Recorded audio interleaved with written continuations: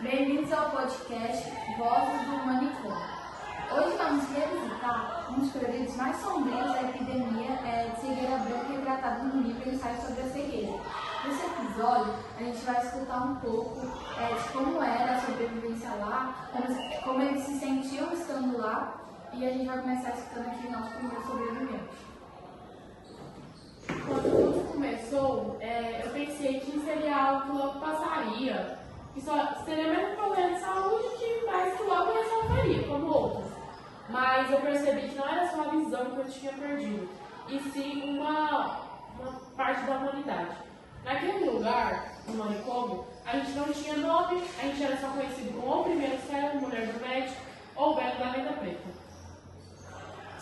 Eu sou uma mulher do médico, e no começo a gente tentava entender uma organização naquele lugar, mas o medo de todos nós.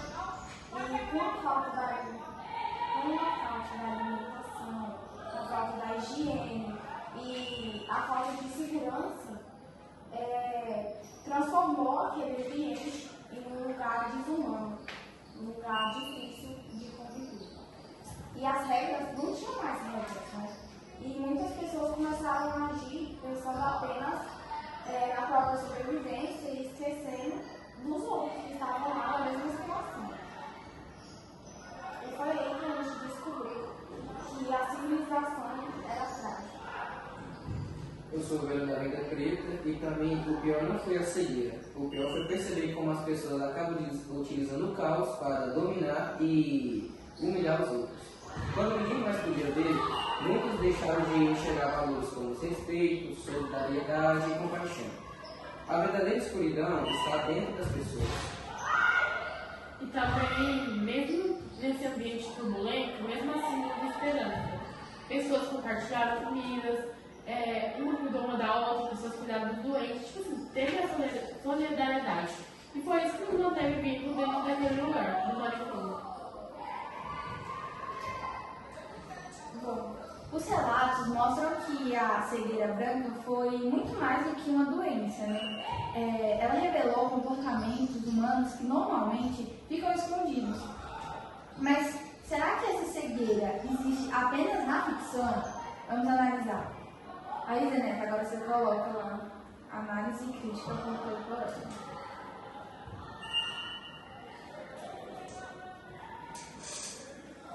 Muitos leitores interpretam a cegueira branca como uma metáfora, mas no livro as pessoas continuam com os olhos abertos, mas deixam de enxergar o próximo.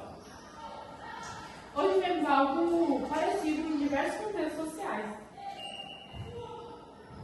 Um exemplo, né, é a empatia seletiva nas redes sociais, que muitas vezes a gente demonstra mais preocupação em situações que ganham destaque e envolvem pessoas que a gente se identifica mais, né? E a gente deixa de lado outros problemas que são da mesma forma graves e fáceis de ser percebidos. E essa é uma forma moderna de seguir. Outro exemplo é o negacionismo. Durante crises sanitárias e científicas, muitas pessoas ignoram as evidências e informações confiáveis. Assim como no romance, a dificuldade não está em ver os fatos, mas em aceitá-los e agir de forma responsável. Também a gente pode relacionar a obra com a desigualdade social. No livro, quando a estrutura da sociedade entra em colapso, os mais vulneráveis são os primeiros a sentirem, né? São os primeiros, como se diz, a se lascar. E, na realidade, crises econômicas e sociais costumam afetar mais intensamente aqueles que já enfrentam dificuldades no dia a dia. E a mulher do médico, né, a Sarah, ela parece nos alertar no livro que perder a visão não é a maior ameaça. A maior ameaça é perder a capacidade de reconhecer a humanidade dos outros. Aí agora você também coloca personagens e simbolismo. Agora, vamos analisar alguns personagens e símbolos importantes da obra. Eu acho que um dos aspectos mais interessantes é que os os personagens eles não possuem nomes. Então isso facilita na hora do leitor for ler a história. Eles representam qualquer pessoa da sociedade, né? Então. E a mulher do médico, né? Ela foi a única personagem que não perdeu a visão. Ela testemunha toda aquela degradação humana e se tornou um apoio para todas as pessoas, né? E sua visão representa consciência, representa responsabilidade e empatia por todos que estavam naquele ambiente.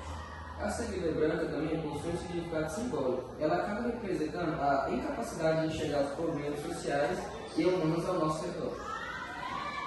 E o manicômio, ele é tipo. Ele funciona como uma metáfora da sociedade. Dentro dele, parece conflitos de desigualdades sociais, a fome, a violência e também o mais importante, a solidariedade. Sim, e mesmo diante de tudo isso que estava acontecendo, alguns personagens ainda continuaram ajudando as outras pessoas, né? Continuaram pensando no próximo, e isso mostra que ainda existe esperança e a humanidade pode existir em situações extremas como essa. Depois de tudo que discutimos, ficou a pergunta: o ser humano é naturalmente egoísta ou solidário? Acredito eu que a gente possui essas duas personalidades. Por exemplo, quando começam as crises, tem pessoas que dão o braço a torcer, ela ajuda mesmo, faz de tudo, se sacrifica para ajudar o próximo. E enquanto isso tem pessoas que estão nem aí, elas só se importam com ela mesma, o que vai virar, nossa, como é que vai ficar a minha situação, e não se importa com o próximo. Sim, e o livro mostra tudo isso, né? Mostra que aquela crise não criava novos comportamentos, ela só revelava o que já tinha dentro de cada um. E por isso, a obra continua atual. Ela nos faz refletir sobre nossas escolhas diárias e sobre a forma como tratamos as pessoas ao nosso redor. Ao longo desse episódio, percebemos que Ensaio sobre a Cegueira não fala apenas sobre uma epidemia fictícia. A obra nos convida a refletir sobre egoísmo, solidariedade, responsabilidade coletiva e empatia.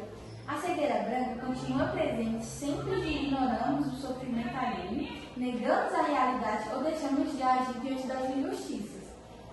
Talvez a principal mensagem do livro seja que enxergar vai muito além dos olhos e é uma escolha moral e humana.